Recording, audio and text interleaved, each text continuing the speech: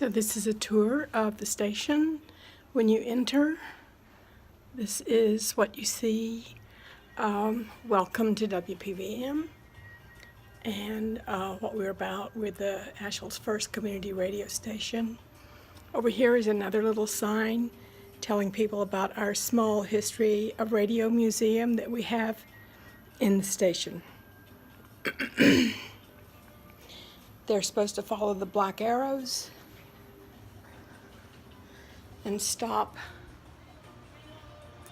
So this is how radio began, history of radio with the pioneers, Heinrich Hertz, Nikola Tesla, Ernst Alexander, and going on over to Edwin Armstrong, who really had a lot to do with radio, and then how radio has evolved through the decades. Here in this middle section is another chart up there, history of radio, a visual history of radio, so that you can see the development and how basically the same signal that was used to send Morse code, and this is a Morse code key, and there's Morse code right there.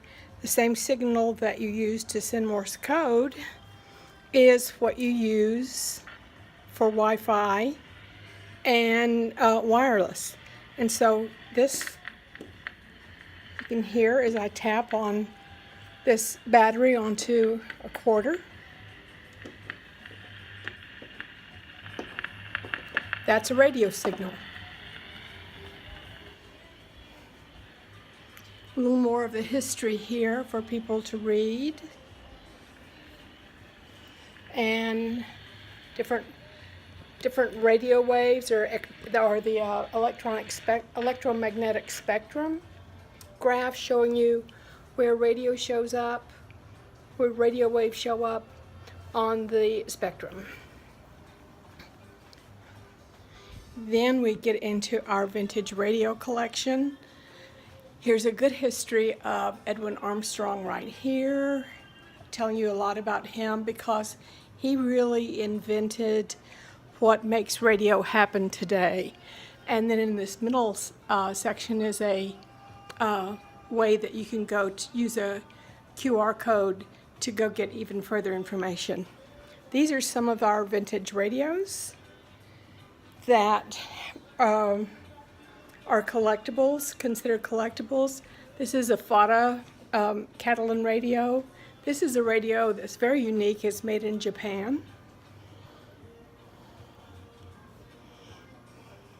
This is a beautiful Crosley from 1938. Very nice design for the time that it was in, because a lot of times they made them that ugly kind of brown bakelite color.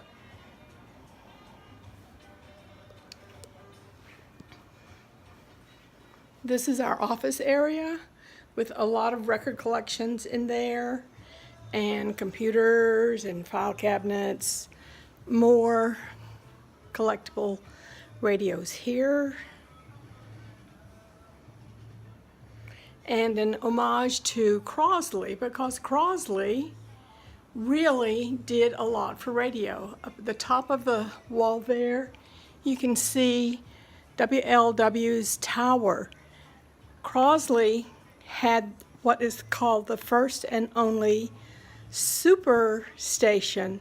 He was able to get permission to use 500,000 watts back in the 30s.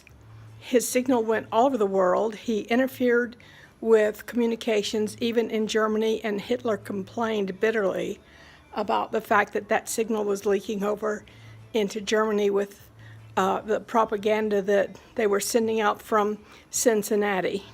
This is a little pup radio that Crosley developed. He was appalled at how expensive crystal radios were, so when his son wanted one, he decided that he could do better. So this is a one tube, and it was in need of a really strong signal, and that's one of the reasons that Crosley wanted to have that really high-powered signal that he sent out, because this little radio was a bestseller. It would sell for $9.75, but he needed to be able to get that signal out to the people who purchased his little inexpensive $9.95 radio. And that was in 1925 that he developed that.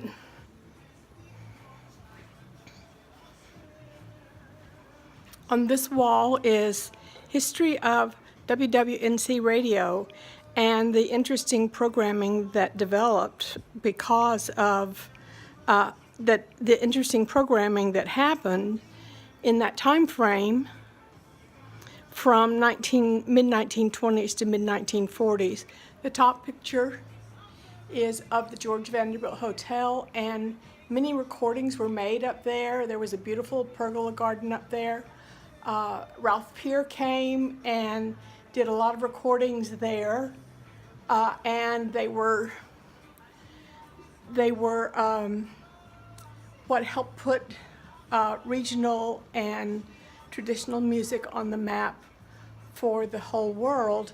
The middle picture is of the Flatiron Building with radio towers on top, which were 100 feet high. That gave that signal the ability to hit the ionosphere and really travel around the world. So in the 30s, you had Bill Monroe, Bascom Lamar Lunsford, and quite a few others. I think Jimmy Rogers was included. Their recordings went around the world, and because of that, they gained like worldwide fame.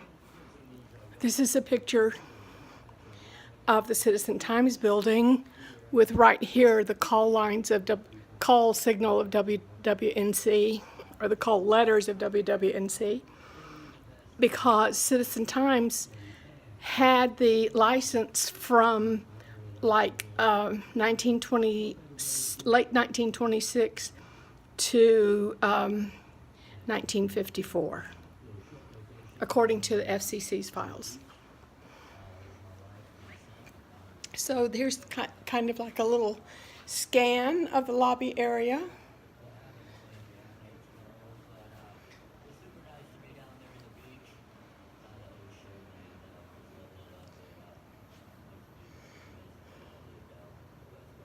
Looking in the broadcast room.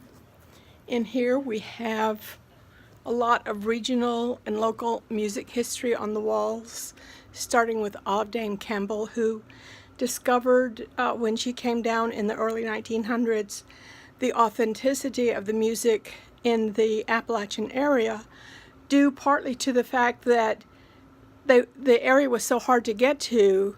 There was very little outside influence, and so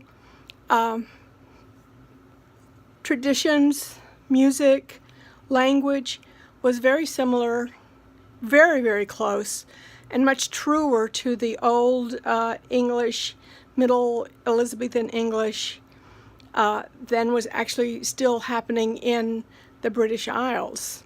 The immigrants were Celtic, Scottish, Irish, and British who populated the Appalachians, and the awareness that Olive Dame Campbell, who is pictured here, had of music gave her the ability to really understand the depth and significance of that music. She, along with this gentleman,